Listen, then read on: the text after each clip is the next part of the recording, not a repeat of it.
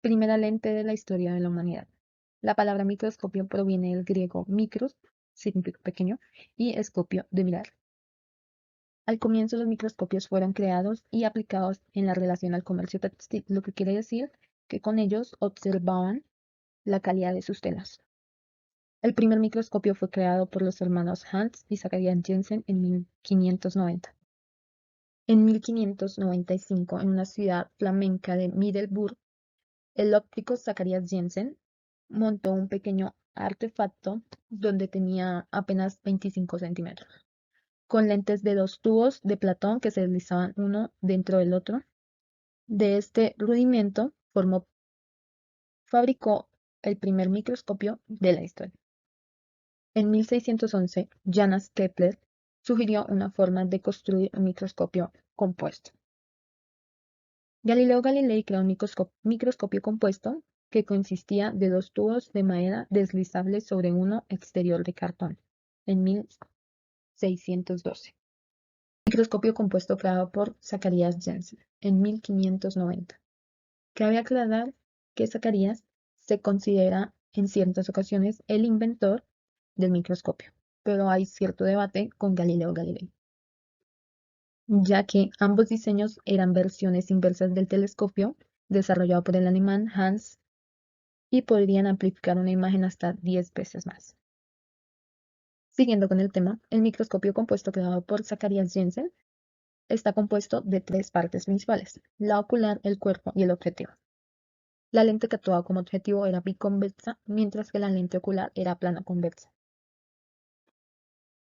Plano convexa quiere decir que son lentes más simples para enfocar rayos paralelos de la luz en un punto fijo. Tenía una pequeña apertura a cada lado a través de la cual llegaba luz o se realizaba la observación. Los microscopios fabricados eran microscopios compuestos, ya que funcionaban con mínimo 2 lentes, así como lo mencionaba anteriormente con la biconvexa y plano convexa.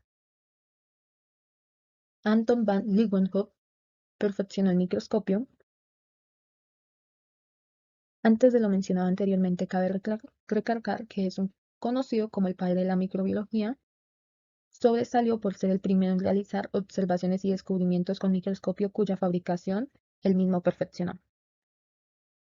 Descubrió por primera vez lo que se llamaba, o lo que él llamó, animáculos, lo que en realidad nosotros conocemos actualmente como protozoos y bacterias. El microscopio que él creó era una simple lupa, pero en realidad tenía una gran calidad, con lo que podía alcanzar hasta 200 aumentos.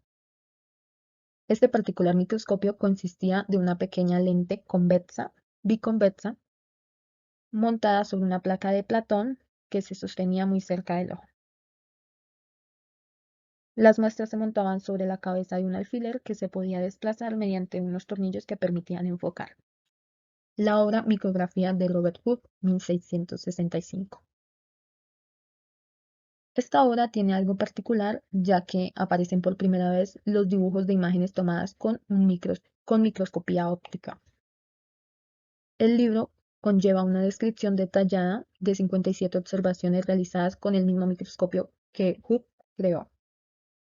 Esta obra inspiró un gran interés al público en la nueva disciplina de la microscopía. Recoge observaciones de todo tipo de objetos cotidianos estudiados de manera no sistemática, lo que quiere decir que no tenía un orden en general de lo que él estaba observando, simplemente quería hacer grandes observaciones de qué trataban las cosas, de cómo se mirarían más allá de nuestra vista. También es muy reconocido por haber acuñado el término célula, que fue en esta obra donde apareció por primera vez esa palabra. Cabe recalcar que esa palabra, célula, la tomó de celdillas. La imagen que podemos observar pertenece al libro, a la obra que está ahí. Microscopía electrónica de transmisión.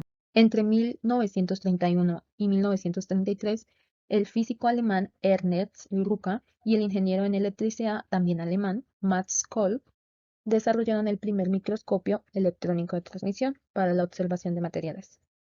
Cabe recalcar que la Academia Sueca en 1986 galardonaron a Ernst con el Premio Nobel por la investigación de este microscopio. Aquí podemos observar la imagen a la izquierda, donde podemos ver las partes fundamentales de este microscopio.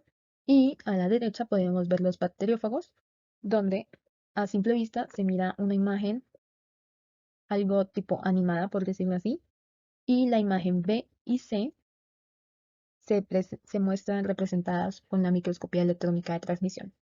O sea, lo que quiere decir que esas B y C son tomadas de ahí, de la microscopía electrónica de transmisión. Microscopía electrónica de barrio, inventado en 1931 por el anterior físico mencionado, Ernest Luca, lo cual permite una aproximación profunda al mundo atómico. La luz se sustituye por un haz de electrones, las lentes son electroimanes y las muestras se hacen conductoras metalizando su superficie. Podemos observar una imagen donde muestra la estructura de tal microscopio y también un ejemplo de cómo se ve una ameba en esta microscopía. Podemos ver claramente cómo se ve una microscopía de barrido. También tenemos en la parte de la derecha una microscopía de barrido en una muestra de polen. Cabe recalcar algo muy importante no mencionado anteriormente en la microscopía electrónica de transmisión, donde un ingeniero eléctrico alemán llamado Dogo von Boris participó en la invención del microscopio electrónico de transmisión. La histología humana es la ciencia encargada del estudio de los tejidos humanos y se identifica a veces con lo que se llama anatomía microscópica, porque su estudio va más allá de los tejidos, por ello se relaciona con otras ciencias como la citología, bioquímica, genética, entre otras ciencias. La palabra histología proviene del griego histos, que significa tejido, poste o vara. Incluye el sufijo logía, que significa estudio o ciencia. Por lo tanto, la histología estudia las estructuras mínimas que conforman los organismos. El desarrollo de la histología como ciencia data desde el siglo V a.C., cuando los filósofos describían empíricamente la conformación corporal de líquidos y humores. Los datos relacionados al estudio de la histología humana se reúnen desde la época antes de Cristo, cuando el griego Empédocles de Agriegeto, filósofo y político, describía empíricamente que el cuerpo humano estaba formado por 4 elementos: agua, aire, tierra y fuego. Más adelante, Hipócrates de Cos, médico de la antigua Grecia, considerado el padre de la medicina, postuló la teoría de los humores, que explicaba que el organismo estaba compuesto por 4 humores: humor negro, amarillo, sangre y bilis, y que un desequilibrio entre ellos llegaba a padecer enfermedades, por lo que sus tratamientos iban orientados a mantenerlos en equilibrio. Años después del despliegue de la anatomía como ciencia y la invención del microscopio permitieron que se desarrolle el estudio del microscopio, lo que llevó a avances importantes en la histología.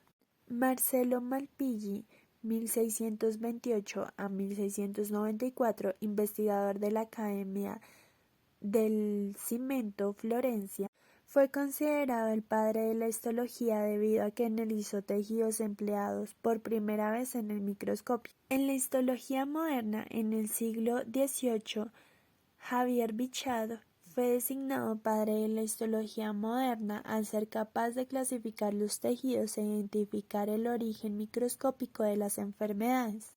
En el siglo XX, en el año de 1931, Ernst Rorschach inventó el microscopio electrónico con aumento de 5000X, lo que expandió la histología a niveles más altos. Actualmente, la histología como ciencia es necesaria para el entendimiento de las funciones normales del organismo. Fue el microscopio que desde tiempos importantes de Malpighi, Hooke y Leeuwenhoek se vienen empleando para el estudio de estructuras celulares y tisulares, para el posterior estudio de órganos y sistemas. La investigación del microscopio electrónico dio un impulso radical en el avance de las ciencias en general, expandiendo el desarrollo y la biología celular y molecular relacionadas con la histología. La bacteriología se trata de un campo de estudio de la microbiología. que se especializa en el desarrollo de investigaciones sobre las bacterias para identificar los microorganismos que afectan la salud humana y animal, como parásitos, hongos, bacterias y virus, así como las estrategias de prevención y tratamiento de enfermedades que ellos producen. En el primer periodo eminentemente fue especulativo, que se extiende desde la antigüedad hasta llegar a los primeros microscopistas.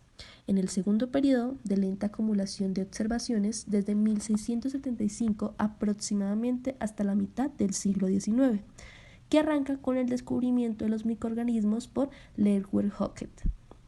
En el tercer periodo de cultivo de microorganismos, que llega hasta finales del siglo XIX, donde las figuras de Pasteur y Koch empezaron a lograr un logro de cristalizar a la microbiología como ciencia experimental bien asentada.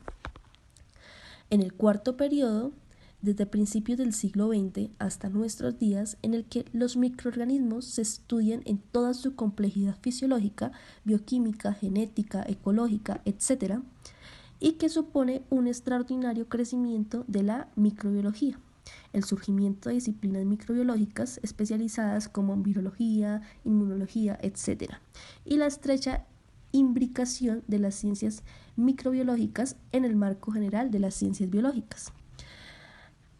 Bueno, después de esto vamos a tener una breve, un poquito de las historias de las personas que más resaltaron en la historia de la bacteriología. Anthony Leeuwenhoek fue el primero en descubrir a las bacterias con un microscopio construido por él mismo. En estos tiempos se pensaba que las bacterias aparecían por generación espontánea a partir de materia inerte. Leeuwenhoek publicó su descubrimiento más o menos en 1683.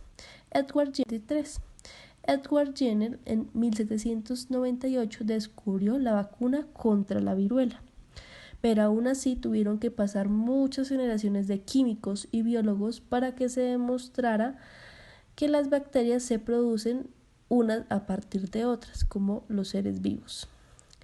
En el año 1860, Louis Pasteur descubrió el origen bacteriano de algunas enfermedades infecciosas y los procesos de fermentación. Fue en ese punto cuando podría decirse que inició el desarrollo de la bacteriología. Robert Koch diseñó en 1876 un procedimiento de inoculación de las bacterias en un medio nutriente para cultivarlas y estudiarlas.